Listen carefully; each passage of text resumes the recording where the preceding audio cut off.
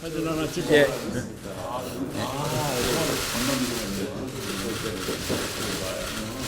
자, 이리 오세요. 아니 자리를 옮기셨나? 아닙니다, 아닙니다. 워낙 정책실이 아니 비서실아닌가? 네, 정무비서관이 국회 올 때는 예. 개동하라 그래가지고 그래. 같이 자, 오시고 왔습니다. 이렇게 사진 하나 찍어. 일로 오십시오.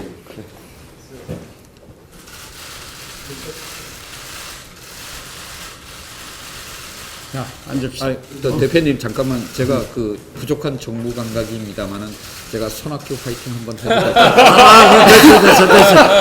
됐어. 탁월한 감각입니다. 아 그래도 아니 그래도 아니. 그건 저 청와대 정책실장이 할 일이 아니야. 그럼 예 알겠습니다. 일로 와주십시오. 네. 아이고. 우리 저 김상조 정책실장 취임을 축하드리고. 안 올렸습니다. 됐습니다. 김상조 정책실장의 취임을 축하합니다. 그리고 바쁘실 텐데 저희를 이렇게 찾아와 주셔서 대단히 감사합니다. 김상조 정책실장에 대한 기대가 큽니다. 뭐 일부 우려가 있는 것도 사실입니다만 또 저걸 때려잡으려고 정책실장 온 거 아니냐, 기업 다 죽이려고 정책실장 온 거 아니냐 이런 우려가 조금 있기는 한데 그래도 많은 기업인들이 김상조 정책실장은 기업에 대한 이해가 다르다, 경제에 대한 이해가 다르다, 거시경제를 하고 있어서 이 전체적으로 우리나라 경제의 방향에 대해서 깊이 있게 생각할 것이다 이런 기대가 큽니다. 제가 그런 기대를 보고 참 반갑기도 하고 또 경제가 나아질 수 있는 계기가 되지 않을까 저도 기대를 합니다. 그런데 참 우리나라 경제가 참으로 걱정입니다.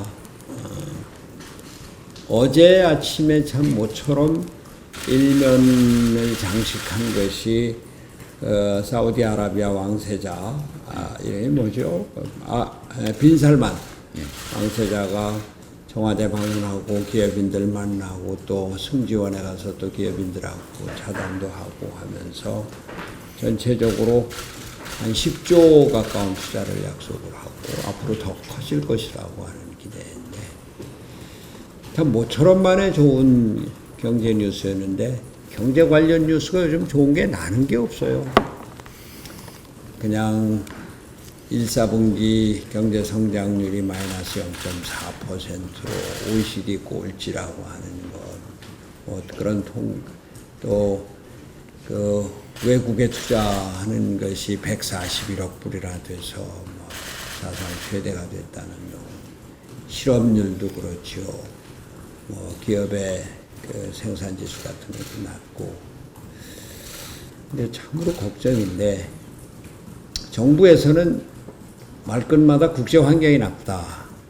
그 전에는 이제 전 정권 탓도 했지만 요 최근에는 이제 벌써 2년이 지났으니까 그런 얘기는 하지 않습니다만 중요한 게 경제 기조는 변화가 없다 이것을 강조를 하는데 그건 걱정이에요. 소득주도 성장, 혁신 성장, 공정 경제. 네, 김상조 실장께서 공정 경제를 주로 담당하는 공정거래위원장으로 열심히 일을 하셨고 또 기업의 지배구조를 바꾸는 데 많은 역할을 하셨습니다만 이제 청와대 정책실장으로서 우리 경제 전반, 경제뿐만이 아니라 정책 전반을 조율하는 이런 입장에서 앞으로 우리나라 정책 기조를 어떻게 갖고 나갈 것인가 하는 것은 아주 중요한 문제라고 생각을 합니다. 저는 이게 좀 죄송한 말씀이지만 청와대 기구가 너무 많아요. 정책실장 있죠. 경제수석은 뭐 좋은데 일자리 수석 있죠. 또 청와대 안에 있는 그 경제보좌관 있죠. 청와대 안에 있는 건 아니지만 소득주도 성장위원장이 있죠. 일자리 그 부위원장이 있죠. 그러니까 기재부 장관이 자기가 정책을 뭘 입안하고 시행을 하려고 해도 청와대 대통령 말고도 청와대 주변에 7명이나 상관이 있어서 근데 이렇게 많은 상관이 필요할까? 제가 여러 자리에서 정책실장 자리 없애라 이런 얘기를 했는데 정책실장이 뭔가 그 정책을 조율하고 이러는 것은 좋습니다만 지금 우리나라 정책 구조로서는 행정부 장관의 상관 노릇을 하면서 이래라 저래라 하니까 뭐 어느 그 장단에 춤을 춰야 좋을지. 우리 정책실장께서는 경제정책의 정수는 부총리다라고 얘기를 했지만 그 말 누가 믿습니까? 경제정책의 총수는 김상조죠. 그래서 앞으로 이걸 어떻게 실제로 경제부처가 경제정책을 입안하고 계획하고 실행해 나가는 이런 구조를 만들 수 있을까 이런 걸 생각을 하시고 중요한 것은 대통령의 경제 철학이라고 봅니다. 저는 이 자리에 온 지가 지금 10개월이 됐는데 처음부터 지금까지 계속 경제는 시장에서 움직이고 일자리는 기업이 만든다. 지금 정부가 해야 할 일은 분배 정의보다 생산을 위주로 하는 기업 활동을 활력화시키는 것. 그렇게 해서 시장이 제대로 돌아가게 하는 것이다. 정부가 가장 중요하게 신경을 쓰고 해야 할 일은 시장이, 기업이 정부를 믿도록 하는 것이다. 근데 기업이 정부를 무서워한다. 기업은 정부가 우리한테 간섭만 하고 쓸데없는 그 간섭만 해서 우리 기업 활동을 위축시킨다 이렇게 생각을 하고 있어서 대통령부터 그리고 청와대 참모들이 아닙니다. 기업이 최고입니다. 기업이 시장에서 잘 움직여야지 우리나라 경제가 돌아가고 정부가 할 일은 기업의 걸림돌이 되는 것을 제거해주고 기업 활력화를 위해서 기업의 활성화를 위해서 최대한으로 돕겠습니다.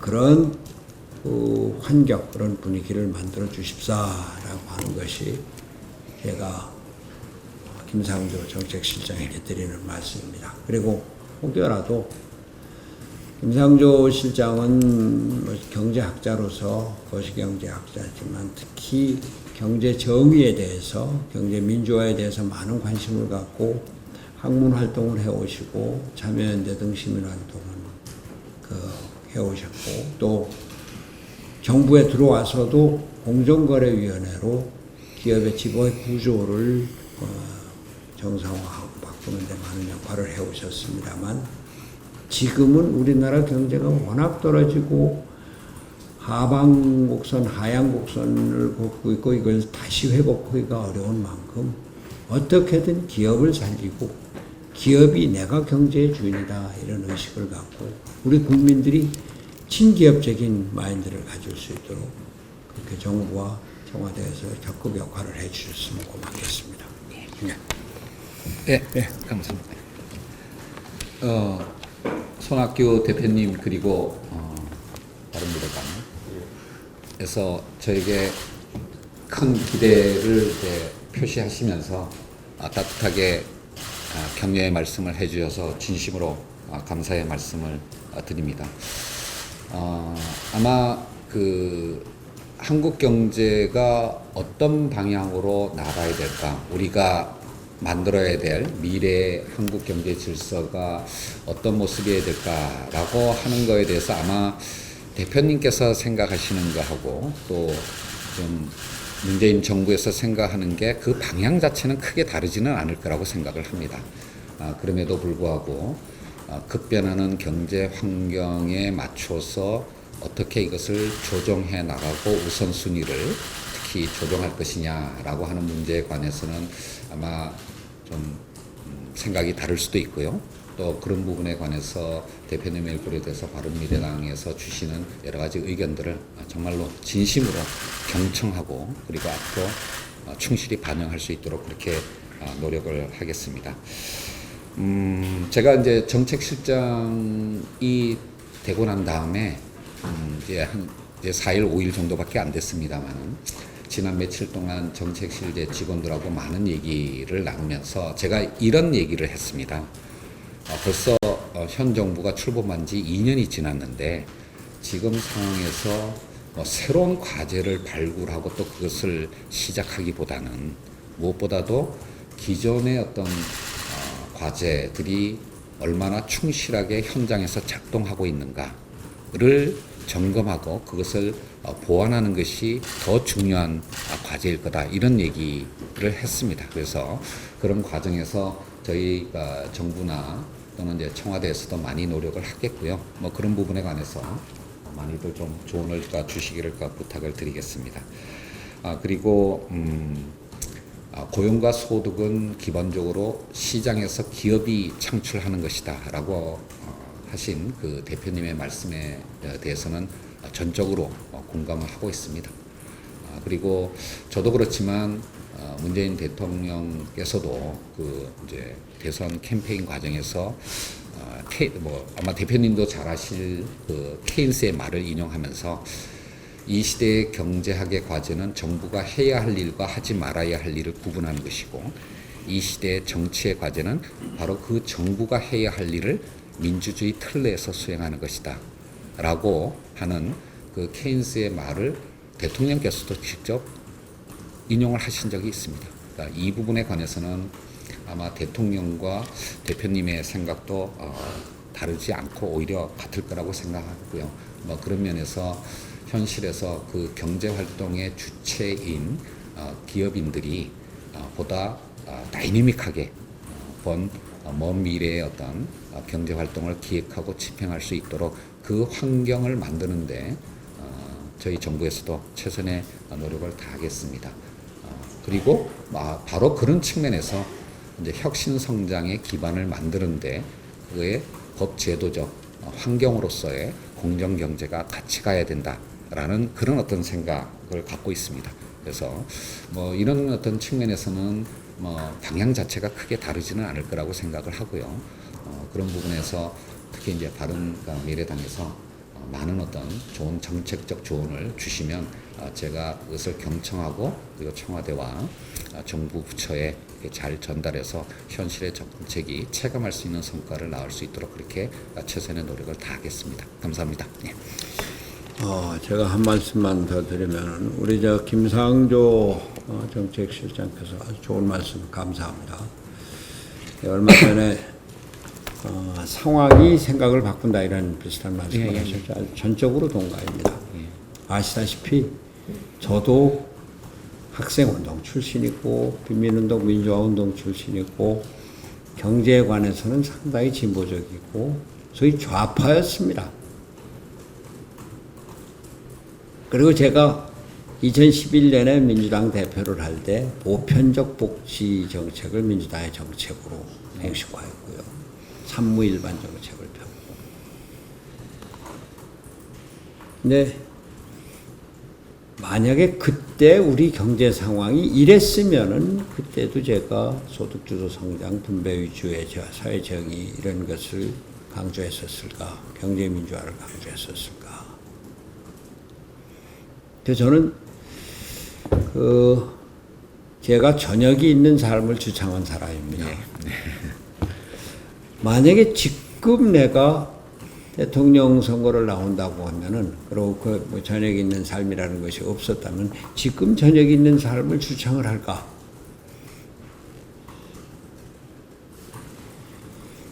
저녁이 있는 삶은 우리 사회의 어떤 궁극적인 목표에 가까운 겁니다. 뭐, 우리 국민들이 일 열심히 하고, 거기에 대해서 떳떳하게 대가를 받고, 자기 삶을 즐기고 미래의 삶을 계획하고, 그런데 그 삶을 영위할 수 있을 만한 충분한 수단이 갖춰져 있지 않으면 저녁에 있는 삶이 존재하지가 않죠. 근데 지금 많은 사람들이 뭐 아주 안정된 직장을 갖고 있는 사람들은 저녁에 있는 삶을 새롭게 향유를 하고 있는데 저녁에 있는 삶에 근접하지 못하는 사람들이 많아졌다는. 기업주들이 지불 능력을 가져야 되는데 지불 능력을 생각하지 않는 그 임금의 수준 이런 것들을 생각을 하면서 우리가 지금은 분배 정의보다는 생산에 좀 더 신경을 써야 되고 기업 활동을 활발히 해야 되고 기업의 민주화보다 기업의 자유에 대해서 좀 더 신경을 써야 될 때가 아닌가. 그래서 상황에 따라서 생각이 달라지는 그런 것을 저도 그렇게 경험을 하는데 대통령도 취임할 때와 지금은 상당히 생각이 많이 바뀌어진 것으로 생각이 됩니다. 이제 금년 들어서 기업인들을 청와대로 초청을 하고 자영업자들에게는 점심도 하고 또 개별 기업도 방문을 하시고 근데 제가 기업인들을 만나보면 아직도 기업인들이 이 정부가 기업 활동의 적극적인 자유를 적극적으로 보호한다. 그걸 신장한다. 이렇게 믿지 못하는 것 같아요. 그리고 아직도 정부는 기업 활동에 대해서 간섭을 하고 규제를 하는. 그래서 그런 기업이 정부를 친하게 생각하기보다 좀 무서워하는 것 같아요. 여하튼 지금 우리 경제가 대단히 큰 위기에 처해 있다고 봅니다. 이 위기가 자칫 우리가 그동안 쌓아왔었던 경제발전, 산업화 이것을 흐트러뜨려서 한참 경제 성장하다가 고꾸라지는 이런 나라들의 뒤를 밟지 않도록 김상조 실장께서 또 정책실장의 가장 중요한 역할은 대통령의 철학과 대통령의 생각을 바꾸는 일일 겁니다. 그걸 열심히 해주시기 바랍니다. 예, 말씀. 간단히 말씀드리겠습니다. 저는 그 문재인 정부 들어서서 장관 또 주요 인사들 면면을 봤을 때 제가 난 딱 두 분이에요. 김상조 위원장님하고 조국 수석 저는 두 분이 좀 기억이 납니다. 다른 분들은 잘 기억이 안 나요. 지금 그만큼 이제 기대도 많이 했었는데 근데 이제 조금 걱정되는 건 그렇습니다. 그래서 국토부 장관과 환경부 장관 이게 좀 이제 약간 길한 관계라고 표현해야 되나요? 약간 이제 그렇지 않습니까? 그러니까 근데 공정거래위원장하고 정치실장은 저는 조금 이게 약간 그런 관계라고 봐요. 이게 좀 모순까지는 아니지만은 조금은 이게 관점이 다르다고 좀 보거든요. 그래서 아까 우리 손학대 대표님 말씀하신 대로 지금 필요한 것은 이제 경제 성장, 혁신 성장 또는 성장 동력을 지금 찾고 기업이 활성화되고 국부를 창출하는 그런 쪽에 좀 국가 정책이 경제 정책이 가야 한다고 보는데 우리 이제 김상조 실장님께서는 이제 공정거래위원장으로서의 기대가 더 많았고 사실 공정경제라는 측면이 좀 더 많이 역할하셨다고 보거든요. 그래서 정책실장으로서 이제 그런 혁신 성장이나 성장 동력을 찾는데 더 많은 노력을 해주실 것을 우리 당에서는 바란다 하는 말씀드리겠습니다. 예, 다시 한번 두 분 말씀 감사드리고 조언해 주신 바를 명심하도록 하겠습니다. 아까도 말씀드렸지만 저는 우리 사회가 그동안 걸어왔던 그 발전의 길을 생각하면 우리 사회가 뭘 해야 될 건가라고 하는 그 과제들은 아이디어들은 이미 다 있는 게 아닌가라는 생각이 들고요. 다만 이제 그런 해야 할 일 중에서 무엇을 선택해서 어떻게 할 것인가라고 하는 쪽이 더 중요한 시점이 되었다라고 생각을 합니다. 그런 의미에서 영어로 표현하면 what보다는 how가 우리 사회에 더 중요한 그런 풀어야 할 과제가 되는 시점이 아닌가라는 생각이 들고요. 다시 한번 말씀드리지만 제가 그 공정거래위원장으로 있을 때 재벌개혁과 갑질근절이라고 하는 한국 내부의 과제만 생각했던 것은 아니고 정말로 4차 산업혁명 시대에 전 세계적인 이 플랫폼 경쟁이 우리 사회에 어떤 영향을 미칠 것인가 라고 하는 것을 깊이 고민을 했고 특히 세계 경쟁 당국자들 간의 국제 회의에 갔을 때 바로 그런 거대한 어떤 변화를 절감한 적이 있습니다. 그리고 거기에 부응하기 위해서 여러 가지 노력을 했던 기억도 있고요. 그래서 그런 어떤 경험과 과제들을 정책실장이 되어서 경제 정책의 어떤 전반에 잘 녹아들 수 있도록 그렇게 노력을 하겠습니다. 다시 한번 이렇게 환대해 제가 주셔서 한 가지만 더 말씀드릴게요. 네. 그 최저임금 문제인데 말이죠. 예. 최저임금위원회에서 차등 업종별 규모별 차등 적용이 공익위원 반대로 무산됐다고 하죠. 예, 예. 그리고 사용자위원 전원이 최저임금위원회 전원위원회 불참하는 사태가 벌어졌는데 그래서 정부에서는 그 최저임금위원회 일입니다. 우린 뭐 직접 관여 안 합니다. 이럴지 모르겠어요. 지난번에 16.4% 그다음 10.9% 인상할 때도 이건 정부가 한 일이 아니고 어떤 그때 저 청와대 고위 관계자 그거 보고 나도 놀랐다 이런 얘기까지 했는데 근데 실제로 어쩐지 모르지만 국민들은 그렇게 믿지 않거든요. 특히 공익위원이 노조 편을 들어서 차등 적용에 반대를 했다. 이건 정부 입장으로 한단 말이에요. 공익위원이니까. 근데 우리 당에서도 최저임금 이제는 동결해야 된다.